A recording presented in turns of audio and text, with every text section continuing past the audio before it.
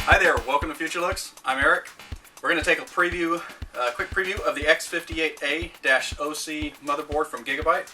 This board has one purpose: serious overclocking, whether it be on air, water cooling, or liquid nitrogen. This is the board in its theme, orange on black PCB. Very few features here on the back. You've probably seen that online. That's because if this board is being used for strictly overclocking, you really don't need to waste money on buying a higher end codec or extra USB features. And for that matter, even the LAN here, no dual LAN. It's just for the minimum peripherals you're going to need to keep this system functioning while you're doing a lot of the overclocking. On this side, there are some extra features for SATA. Even though there are a few back here, I see 8 SATA ports here. Again, these two ports next to it are external power sources for the SATA itself. So you can use up to 3 power supplies.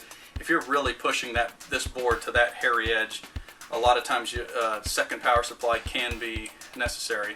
By the time you would need this, it would have to be on a little LN2 cooling to actually max that particular board, this board's voltage out.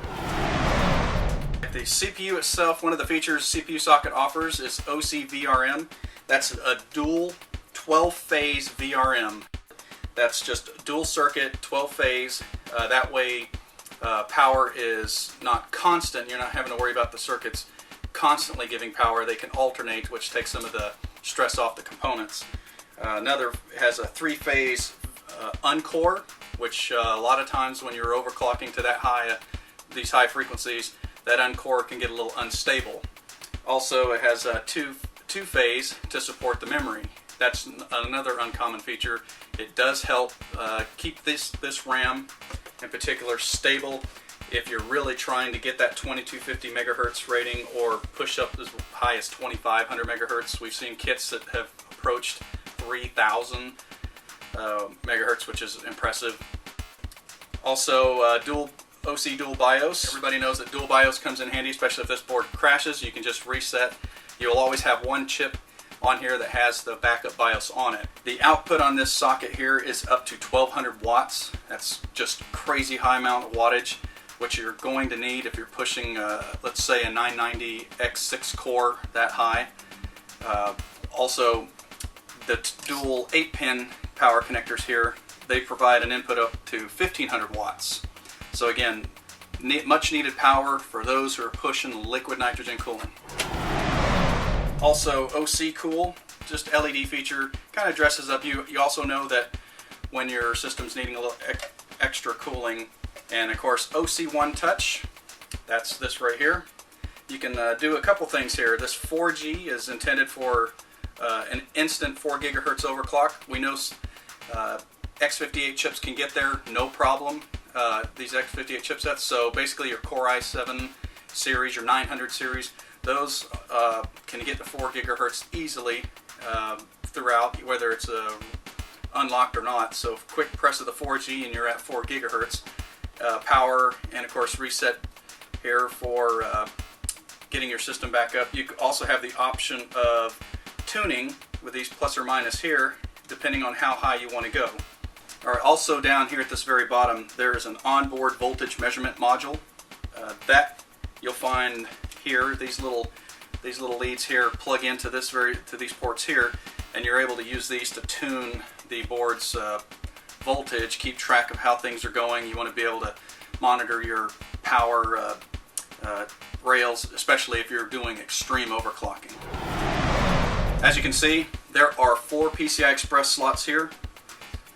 There aren't any PCI Gen 1s or anything. There's a single PCI here, and purpose for that one most likely is a little extra expansion. So let's say you do decide to use this board for a little showing off, doing some serious water cooling overclocking, but you still want to be able to plug in a sound card, nice decent high-end sound card, or as well as up to 4 video cards, both Crossfire and SLI.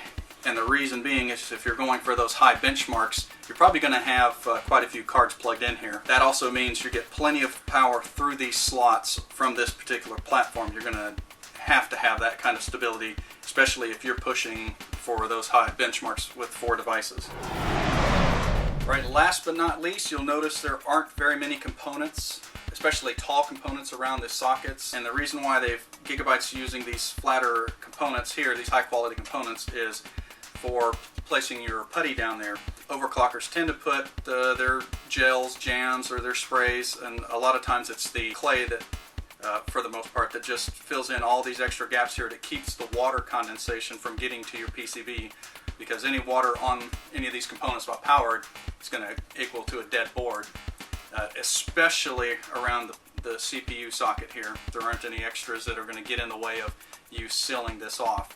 So that feature had to be built in just to help anybody get to those extreme frequencies with as little risk as possible. Alright, there you have it. It's a GIGABYTE X58A-OC motherboard, intended for the high-end overclocker who has to have the highest frequency possible, whether it be air, water cooling, or LN2. So what we're going to do is play around with this and see where we can get. Thank you very much for watching. We'll see you again soon.